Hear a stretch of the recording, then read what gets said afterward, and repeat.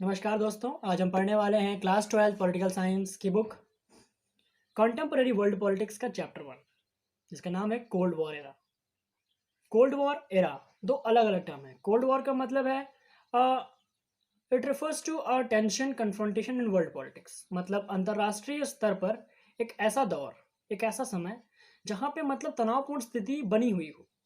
तो ये जो दौर है, ये जो टाइम पीरियड है, ये है 1945 से लेकर 1991 तक। इट मीन्स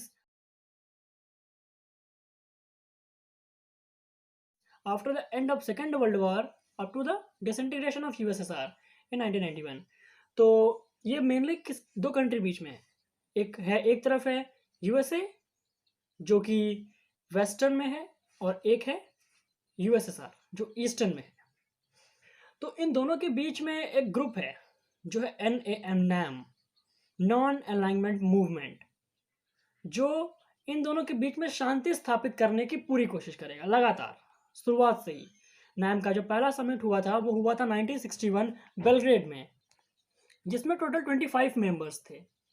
तो नैम ने 1970s के बाद अपने आप को इकोनॉमिक में भी मतलब थोड़ा जोर दे दिया। स्टार्टिंग में तो पूरा मिलिट्री ही था उसमें। अब बाद में बात करेंगे नैम में कैसे, कितने मेंबर्स थे, कैसे मेंबर्स थे, कैसा फाउंडेशन था, किनका ग्रुप था, वो आगे देखते हैं चैप्टर में। देखते रहिए आगे। इसमें टॉपिक है क्यूबन मिसाइल क्राइसिस। तो क्यूबन मिसाइल क्राइसिस क्या है? ये एक 1961 का पीरियड है। इसमें क्या था, देखो 1961 से क्यूबन मिसाइल क्राइसिस स्टार्ट होती है, पर अगर इसका जो मेन ईयर है वो है 1962। आप अगर ध्यान देंगे तो पीछे जो मतलब जो टाइम पीरियड दिखा दिया हुआ है उसमें 1962 दिखा होगा क्यूबन मिसाइल क्राइसिस का। तो मेनली इसमें क्या है कि अप्रैल 1961 से ये स्टार्ट होता है। तो इसमें क्या है, जो क्यूबा है it is a small island, small country just below the USA. It was ruled by a communist ruler, Fidel Castro, which is in direct control, जो पूरी तरह से कंट्रोल में है यूएसएसआर के, which provided financial and diplomatic aid to the Cuba। जो head थे USSR के, निकिता क्रुश्चेव, उनको डर था कि कहीं जो कम्युनिस्ट रूल्ड क्यूबा है उसको यूएसए अपने अंडर में ना ले ले। तो यूएसए के उस समय हेड थे जॉन एफ कैनेडी। तो जो यूएसएसआर ने क्या किया, यूएसएसआर ने अपने न्यूक्लियर वेपन्स को क्यूबा की जमीन पर प्लेस कर दिए, और ये वेपन्स 3 हफ्ते तक प्लेस रहे। 3 हफ्ते तक वहीं मतलब सेटल रहे, क्यूबा में रहे। यूएसएसआर के वेपन्स 3 हफ्ते तक क्यूबा में रहे, यूएसए जान नहीं पाया। जब यूएसए को यह पता चला तो यूएसए ने क्या दिया, तो यूएसए ने अपनी वॉरशिप्स भेजी, और जो सी का जो रूट था उसको ब्लॉक कर दिया, और कहा कि अब अगर कोई शिप यूएसएसआर से क्यूबा आती है तो वो हमारे खिलाफ युद्ध की घोषणा होगी। तो मतलब उसने वार्निंग दे दी कि अब अगर कोई शिप आती है तो मतलब वो हमारे खिलाफ युद्ध का ऐलान होगा। तो उसके बाद दोनों उसको अवॉइड करते हैं सिचुएशन को, और बच जाता है। तो इस समय पूरा विश्व यहाँ पर नजर गड़ाए बैठा रहता है, क्योंकि अगर ये वॉर हो जाता तो एक कंट्री वेस्ट में है, एक ईस्ट में है, तो पूरा इम्पैक्ट पूरे हर एक कंट्री में पड़ता। यूरोप भी छूटा नहीं, अफ्रीका उस पर भी इम्पैक्ट पड़ता, बाकी एशिया तो पड़ता ही। तो यहाँ पे ये हो गया। क्यूबन मिसाइल क्राइसिस को कहते हैं peak point of the cold war. मतलब क्वेश्चन आता है कि व्हाट वाज द पीक और the highest point of the cold war, तो वो था क्यूबन मिसाइल क्राइसिस। आगे है कि व्हाट इज कोल्ड वॉर। आप जान चुके हैं कि कोल्ड वॉर एक डिप्लोमेटिक वॉर है, जहाँ पे वॉर नहीं होगा, सिर्फ वॉर के लिए बातें होंगी, धमकियाँ होंगी, कूटनीतिक लड़ाई होगी। जैसे हमारे जवाहरलाल नेहरू जी ने कहा था कि cold war refers to a war which is fought in the minds of people, जो लोगों के दिमाग में लड़ा जाता है वो वॉर है कोल्ड वॉर। बाकी इसमें ये भी, इसमें क्रिटिक भी दिया गया है कि यूएसए का, कि यूएस ने जो बम्बार्डमेंट किया था 1945 अगस्त में, किस पे, जापान पे, हिरोशिमा और नागासाकी में 6 और 9 अगस्त को जो लिटिल बॉय और फैट मैन गिराए थे, 25 टन और 5 टन के जो बम गिराए थे, किस पे, हिरोशिमा और नागासाकी पे। तो वो क्रिटिक है, उसकी आलोचना काफ़ी ज़्यादा हुई है यूएसए को लेकर कि यूएसए ने ये बदला लिया था जापान से। वर्ल्ड वॉर 2 खत्म हो गया था उस वक्त। उसके बाद भी उसने बमबारी की, उसने बदला लिया पर्ल हार्बर 1941 का, जो जापान ने उसकी नवाल बेस पे, आइलैंड पे उसके जो कुछ शिप्स रखे थे उसको ब्लास्ट कर दिया था, तो उसका बदला लिया गया था। आगे इस टॉपिक में कुछ उतना खास नहीं है। बाकी यहाँ पे लॉजिक ऑफ डिटरेंस है, जो मतलब कहता है कि ताकत से ताकत को रोका जा सकता है। हाँ, ये आप ध्यान रखिए कि यूएस और यूएसएसआर कभी खुल के एक दूसरे से वॉर नहीं किए। उसका जो मेन कारण है ये है कि दोनों ही कंट्रीज जो थी वो पावरफुल थी। दोनों जब कंट्रीज पावरफुल होती हैं तो जो लूज का और विन का इम्पैक्ट होता है, देखो कई बार क्या होता है, विक्ट्री विद नो सर्वाइवर्स, तो वो यहाँ पर हाल होता। अगर यूएसए अटैक कर देता यूएसएसआर पे, मान लो यूएसए जीत जाता, बचता नहीं, पर उसके बाद कोई और कंट्री विश्व की ताकत बन जाती, क्योंकि वो तो अपना पूरा सब कुछ न्यूक्लियर वेपन्स जितने प्रतिष्ठा वगैरह सब खो देता, क्योंकि यूएसएसआर पे कम नहीं था। तो मतलब ये विक्ट्री विद नो सर्वाइवर्स होता है, इसलिए मतलब ये इसको अवॉइड किया गया, इस सिचुएशन से बाहर निकल के दोनों कंट्री। अब बात करते हैं the emergence of two power blocs. यहाँ पर टू पावर ब्लॉक्स बनती है, मतलब दो अलग अलग ग्रुप बनते हैं। देखो इनके जो हेड होते हैं, एक तरफ तो हो गया यूएसए, एक तरफ हो गया यूएसएसआर। दो पावर ब्लॉक्स बनते हैं, दो ग्रुप बनते हैं वर्ल्ड पॉलिटिक्स में। एक अलायंस बनाता है, एक मिलिट्री अलायंस बनाता है यूएसए 1949 4 अप्रैल 1949 को एक ग्रुप बनता है NATO, North Atlantic Treaty Organization. NATO एक ग्रुप बनता है जिसमें क्या है, वेस्ट यूरोपियन कंट्रीज और बाकी जो अमेरिकन नॉर्थ साउथ कॉन्टिनेंट की कंट्रीज हैं वो उसकी मेंबर्स होती हैं। बाकी इसमें साउथ कोरिया भी है, जापान भी है। ये कुछ कंट्रीज हैं जो नाटो के मेंबर्स होते हैं। ये क्या हो गया, ये ग्रुप हो गया यूएसए का। और एक दूसरा ग्रुप बनता है जो बनाता है यूएसएसआर, ईस्ट यूरोपियन कंट्रीज को लेके वो एक ग्रुप बना लेता है। उसमें कुछ एशिया की कंट्रीज भी होती हैं। उसे वो बनाता है वार्शा पैक्ट, उसे कहा जाता है Warsaw Pact, Warsaw military alliance, क्योंकि वो बनता है Warsaw which is the capital of the Poland where it was. जो नाटो ग्रुप बनता है यूएसए का उसे कहते हैं वेस्टर्न अलायंस, और जो ग्रुप बनता है यूएसएसआर का उसे कहते हैं ईस्टर्न अलायंस। मतलब जो ग्रुप बनता है यूएसए का उसे कहते हैं वेस्टर्न अलायंस, जो ग्रुप बनता है यूएसएसआर का यानी कि वार्सा और नाटो, एक हो गया वेस्टर्न अलायंस, एक हो गया ईस्टर्न अलायंस। तो ये दो अलायंसेस थे। अब बात करते हैं कि इन्हें कौन सी कंट्रीज ज्वाइन करती थी। इन्हें कई स्मॉलर कंट्रीज ज्वाइन करती थी। अब बात करेंगे स्मॉलर कंट्रीज या बड़ी बड़ी कंट्रीज को ज्वाइन क्यों करती थी, तो उससे उनको एडवांटेज मिलता था। जैसे कि मान लो कोई जो नाइबर है, कोई स्ट्रांग नाइबर है उनके पास जो उन पर अटैक करता है, तो उससे इनको प्रोटेक्शन मिलेगी। दूसरा, इनको इकोनॉमिक एड मिलेगा, इनको मिलिट्री के वेपन्स मिलेंगे, इनको कंप्लीटली परमानेंट सपोर्ट मिलेगा। इसलिए क्या करते थे, वो अपने आप को अलायंस में बिल्ड कर लेते थे। अगला यहाँ पे अब आता है कि जो ये बड़ी बड़ी कंट्रीज थी ये क्यों इनको अपने साथ ज्वाइन करती थी। जो बिग कंट्रीज थी लाइक यूएसए एंड यूएसएसआर, ये छोटी कंट्रीज को ज्वाइन करती थी, जिससे कि यहाँ कुछ बुक में 4 पॉइंट दिए गए हैं, जैसे कि vital resources such as oil and mineral. तो क्या करेंगे कि ये जो बड़ी कंट्रीज हैं यूएसए यूएसएसआर, ये छोटी कंट्रीज को ज्वाइन करके उनके रिसोर्सेज, उनके संसाधन को ले लेते थे, क्योंकि अब ऐसा तो है नहीं कि उनके कंट्री में सब संसाधन भी पाए जाएं, ऐसा नहीं होता। तो इसलिए वो ग्रुप बनाते थे, अलायंस बनाते थे उन ग्रुप से, मतलब उनसे दोस्ती करते थे जिससे कि उनके रिसोर्सेज उनको मिल जाएं। ये पहला पॉइंट है। दूसरा पॉइंट है कि टेरिटरी। तो यहाँ पे मतलब वो दूसरा पॉइंट है टेरिटरी, उनको लैंड मिल जाता था जिससे कि वहाँ पे वो अपने वेपन्स प्लेस कर सकते हैं।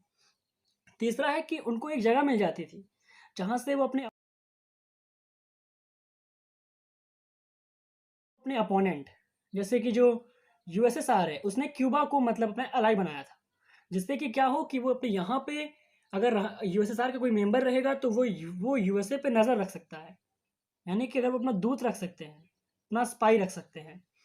और चौथा जो कारण है वो है कि जो स्मॉलर कंट्रीज हैं, अगर मतलब किसी एक बिग कंट्री की जो स्मॉलर कई सारी कंट्री का ग्रुप है, अगर वो सब मिल के कुछ पैसा उसको देंगी तो उसकी इकोनॉमी में वृद्धि होगी। तो ये भी एक कारण था। अब यहाँ पे बात आती है कि जो नैम था वो कहाँ तक सफल था और नैम का काम क्या था और नैम ग्रुप किसका था। तो जो नैम का ग्रुप है, ये इसका फर्स्ट जो समिट हुआ था वो हुआ था 1961 में। इसका हम ओरिजिन मान सकते हैं 1955 में हुए अफ्रो एशियन कॉन्फ्रेंस को। 1955 में हुआ था, जिसके हेड थे जवाहरलाल नेहरू।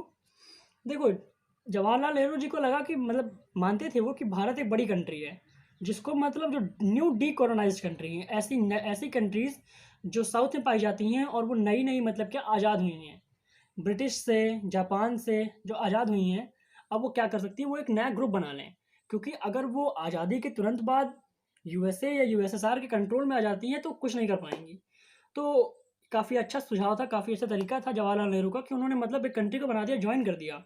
इस नैम के 5 फाउंडर्स थे, 5 को फाउंडर्स कहेंगे क्योंकि फाउंडर एक होता है, को फाउंडर्स कई सारे होते हैं। तो ये 5 को फाउंडर्स थे, इनमें से कोई एक फाउंडर हम नहीं कह सकते, अगर कहेंगे तो वो जवाहरलाल नेहरू जी होंगे।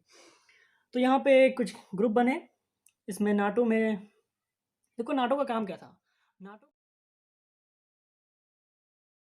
का काम था मीडिएटर का, कि वो दो जो सुपर पावर्स हैं उनके बीच में जो पावर पॉलिटिक्स है उसे कम करे, और काम करे मीडिएटर का, पीस बिल्डिंग का, और दोनों की जो मिसअंडरस्टैंडिंग है उनको दूर करे और वॉर ना होने दे।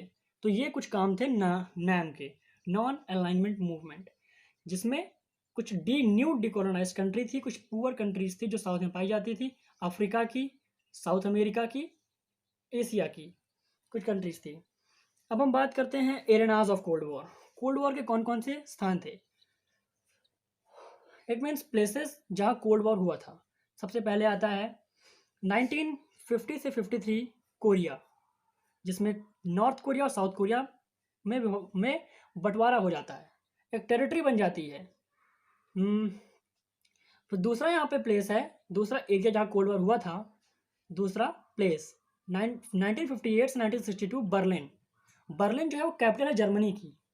यहाँ पे क्या होता है, वेस्ट जर्मनी और ईस्ट जर्मनी कैपिटलिस्ट और सोशलिस्ट आइडियोलॉजी में बढ़ जाती हैं और बीच में बन जाती है दीवार, उसे कहते हैं बर्लिन। उसे कहते हैं बर्लिन का मतलब बर्लिन में क्या हो गया था।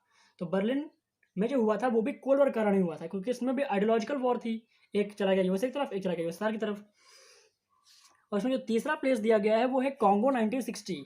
तो ये सब याद रखेंगे तो सही रहेगा, क्योंकि कई बार आता है एग्जाम में what are the arenas of cold war, तो वहाँ पे लिख सकते हैं। और चौथा जो यहाँ पे मतलब जो मेन रहेगा वो है अफगानिस्तान का, क्योंकि 1979 में यूएसएसआर ने अफगानिस्तान पे इन्वेड कर दिया था, हमला कर दिया था, जिससे कि उसकी इकोनॉमी भी काफ़ी कमज़ोर हो गई थी। और बाद में फिर उसे 1985 में पेरेस्ट्रोइका और ग्लासनोस्ट जैसी कुछ इकोनॉमिक और पॉलिटिकल जो कुछ पॉलिसीज़ थे उनको लॉन्च करना पड़ा, और उनकी जो मतलब जो इकोनॉमी थी काफ़ी गिर गई, उनका पॉलिटिकल जो जनता में सपोर्ट था वो भी काफ़ी गिर जाता है। आगे इसमें अब हम देखेंगे, हाँ यहाँ पे कुछ एक टाइमलाइन दिया गया, काफ़ी महत्वपूर्ण है ये। इसमें 1962 क्यूबन मिसाइल क्राइसिस, ध्यान दीजिएगा, क्योंकि कई लोग जानते हैं कि Cuban missile crisis 1961, but it is generally 1962। ये स्टार्ट कब से होता है वो मेन बात नहीं है, ये कन्फ्रंटेशन तो कई पहले से शुरू हो सकता है, मेन कब हुआ 1962 में। आगे इसमें कुछ महत्वपूर्ण बताता हूँ। यहाँ पे कुछ लिमिटेशंस ट्रिटी हैं, वो आपको ध्यान देना है। देखो, जो दोनों कंट्रीज थी उनके बीच में वॉर ना हो, उनके बीच में कोई मिसअंडरस्टैंडिंग ना हो, इसलिए वो लोग टाइम टू टाइम कुछ मीटिंग्स करती रहती थी, कुछ लिमिटेशन ट्रिटी करती रहती थी, जिसके कारण मतलब वो एक दूसरी कंट्री को ये कह सके कि तुम इतने वेपन्स ऑफ मास डिस्ट्रक्शन ना बनाओ। जैसे कि एक है NPT, nuclear non proliferation treaty 1968, मतलब जो कहता है कि 1960 मतलब जो ऐसी कंट्रीज जिन्होंने न्यूक्लियर नॉन प्रोलिफरेशन ट्रिटी 1968, ये कहता है कि ऐसी जो भी कंट्रीज है जिन्होंने 1967 तक न्यूक्लियर वेपन्स बना लिए हैं, सिर्फ उनको ही न्यूक्लियर वेपन्स रखने का हक है, बाकी न्यूक्लियर वेपन्स नहीं रख सकते। भारत ने इसका साइन करने से मना कर दिया था, कहा था दैट इट इज़ डिस्क्रिमिनेटरी। ये क्या है, ये भेदभावपूर्ण है। भेदभावपूर्ण इसलिए है क्योंकि जो कंट्रीज बना ली हैं उनके लिए तो कोई रोक नहीं है कि मतलब उसको पूरा एबॉलिश कर दें, पूरा ख़त्म कर दें न्यूक्लियर वेपन्स, पूरा मतलब ये तो कुछ नहीं कहा गया उसमें। उसमें सिर्फ इतना कहा गया कि जो नहीं बनाए हैं वो नहीं बनाएंगे। तो ये तो काफ़ी डिस्क्रिमिनेटरी था। ऐसे कई सारी पॉलिसीज़ हुई, जब कई सारी मतलब ये एग्रीमेंट्स हुए, जैसे test ban treaty, anti ballistic missile treaty 1953।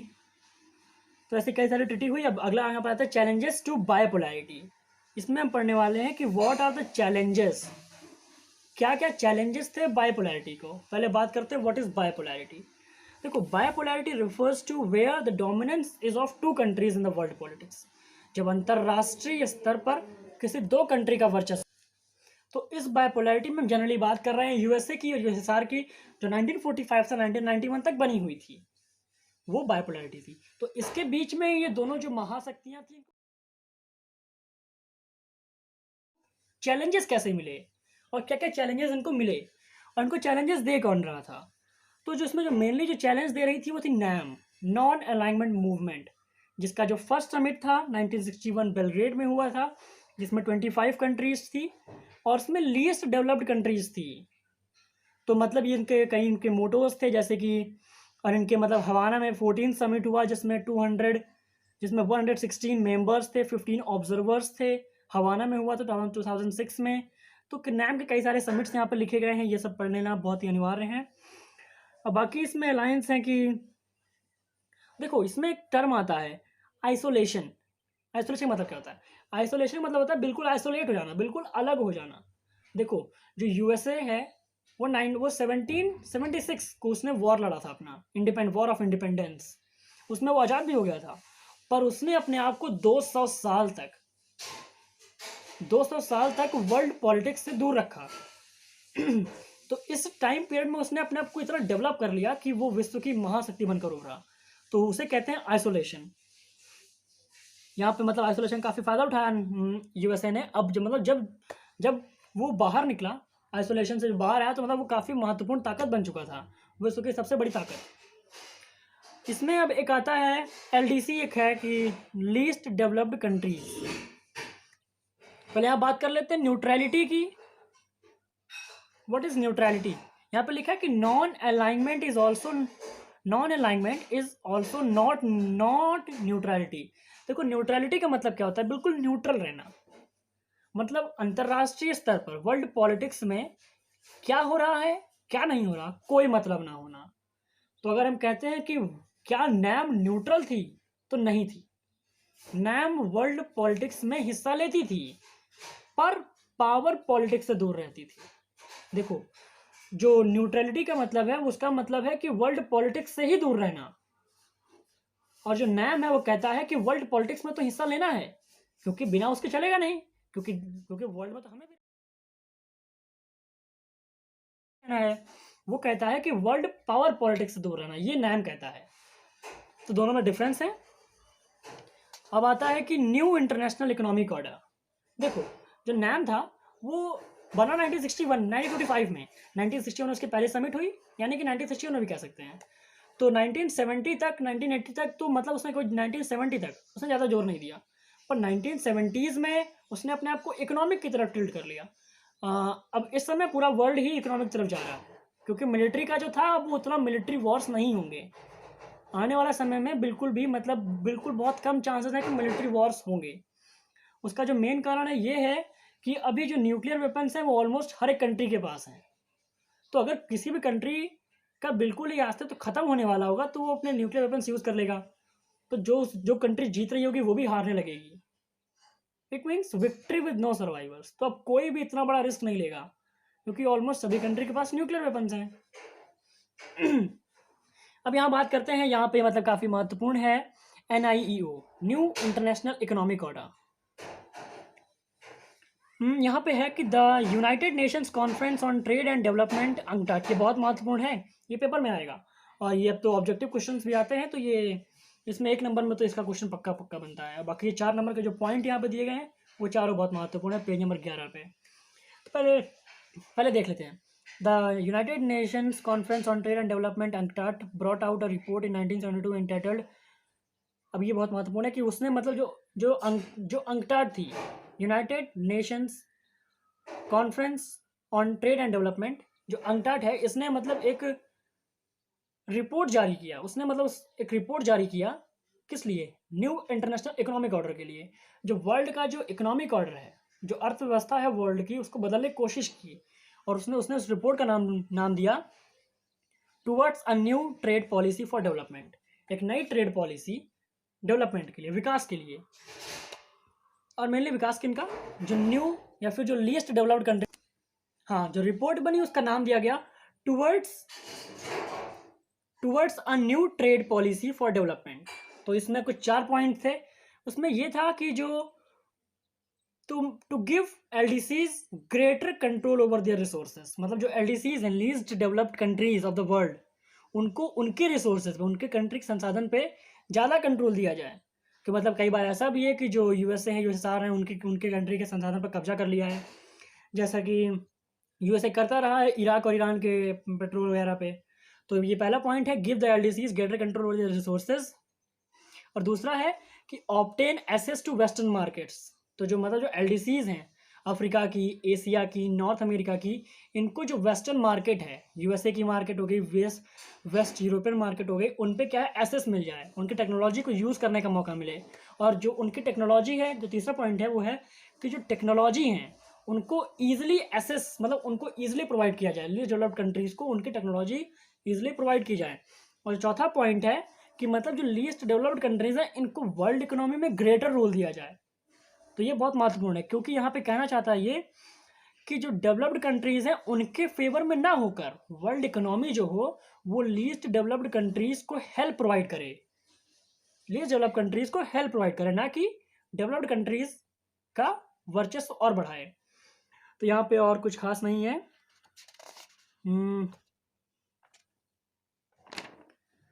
अब यहाँ पे आता है India and the cold war. देखो इंडिया को मतलब कहा जाता है, ये बुक मैं चाहता हूँ मेनली ये बुक इंडिया की है, बुक इंडिया की भले ना हो, बुक लिखी इंडिया में गई है। तो इसमें जो भी मतलब जितना भी लिखा गया है वो समझ लो कि इंडिया के फेवर में मैक्सिमम लिखने की कोशिश की गई है, ये मेन बात है। हाँ, तो इंडिया ने मतलब मुख्यतः इस जो बुक में लिखा गया उसमें इंडिया ने 2 पॉइंट किए।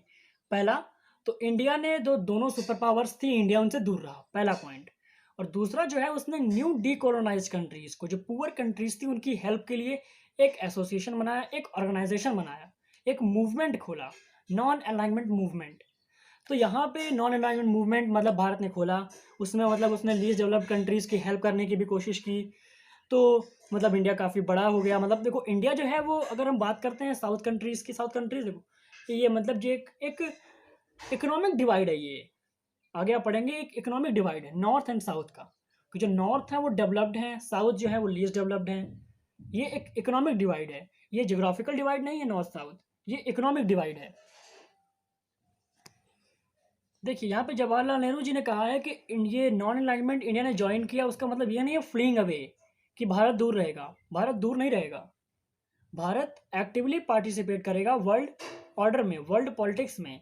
भारत ने कई वो देखो कोरिया की जो मतलब वॉर हुआ था उसमें भी भारत ने पीस बिल्डिंग का काम किया, वियतनाम में भी जो हुआ था, जो युद्ध हुआ उसमें भी भारत ने पीस बिल्डिंग का काम किया। भारत ने ना यूएसए को ज्वाइन किया ना यूएसएसआर को ज्वाइन किया, बल्कि यूएसए कहता था कि if you are not with us it means you are against us. USA की पॉलिसी बिल्कुल क्लियर थी कि अगर आप हमारे साथ नहीं, इसका मतलब हमारे विरोधी हैं। देखो यहाँ पे भारत ने मतलब जो मेन भारत के मतलब एडवांटेजेस थे उसमें यहाँ पे लिखा गया है कि first, non alignment allowed India to take international decisions and stances that served its interests.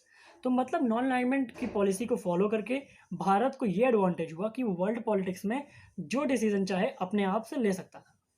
दूसरा इसमें दिया गया है, India was often able to balance the superpower against other. तो यहाँ पर दूसरा दिया गया है कि भारत ये ज्वाइन करके, भारत नैम का फॉर्मेशन करके एक सुपर पावर को दूसरे सुपर पावर के खिलाफ बैलेंस भी करता था, कि मतलब कभी एक सुपर पावर दूसरे सुपर पावर पर हावी हो रहा हो, वॉर की सिचुएशन हो, तो उसमें दोनों को बैलेंस करता था। तो यहाँ पे कुछ क्रिटिक्स भी हैं जो भारत को झेलने पड़े। तो वहाँ पे वो कहता है कि अनप्रिंसिपल्ड, कि जो मतलब India's non alignment was said to be unprincipled, मतलब वो गैर सैद्धांतिक था। वो क्यों था? In the name of pursuing its national interest India, it was said often refuse to take a firm stand. वो कहता है कि इट वॉज अनप्रिंसिपल्ड, कि मतलब भारत ने सिर्फ अपने राष्ट्रीय हितों के बारे में सोचा, सिर्फ नेशनल इंटरेस्ट के बारे में सोचा, उसने कोई फर्म स्टैंड नहीं लिया, कोई बड़ा कदम नहीं उठाया दोनों सुपर पावर के खिलाफ। भले ही इसमें ज़्यादा कंट्रीज थी, उनके पास ज़्यादा जनसंख्या भी थी, फिर भी कोई बड़ा कदम नहीं उठाया। और दूसरा पॉइंट कहता है that is second, it is suggested that India was inconsistent, India inconsistent था। मतलब भारत ने लगातार विरोध किया भी नहीं, बस एक ऑर्गेनाइजेशन बना दिया, नाम कर दिया, लगातार विरोध नहीं किया। और ये ऐसा क्यों कहता है? ये गलत है, इनकन्सिस्टेंट वर्ड गलत है, क्योंकि भारत को हेल्प लेनी पड़ी थी यूएसएसआर की। मतलब ये इसलिए कह रहे हैं कि भारत ने हेल्प ली यूएसएसआर की 1971 में, 20 ईयर्स ट्रीटी भारत को लेनी पड़ी, क्योंकि पाकिस्तान, चाइना और यूएसए एक साथ आ गए थे भारत के खिलाफ। अगर वो हेल्प करता है बांग्लादेश की तो उस वक्त भारत को यूएसएसआर से हेल्प लेनी पड़ी थी। इसलिए गलत हो जाएगा पॉइंट। बाकी इसमें एनसीईआरटी क्वेश्चंस देख लीजिएगा, ये काफ़ी महत्वपूर्ण होते हैं। और ये जो ऑब्जेक्टिव क्वेश्चन है ये तो मतलब आपको पीटी पेपर्स में तो मिलेंगे ही, प्री बोर्ड में मिलेंगे और बोर्ड एग्जाम में भी मिल सकते हैं। बाकी अगर आप एनसीईआरटी सारे क्वेश्चन सारे कर जाएंगे तो फिर बाहर से कोई भी क्वेश्चन आए आप सारे कर ले जाएंगे।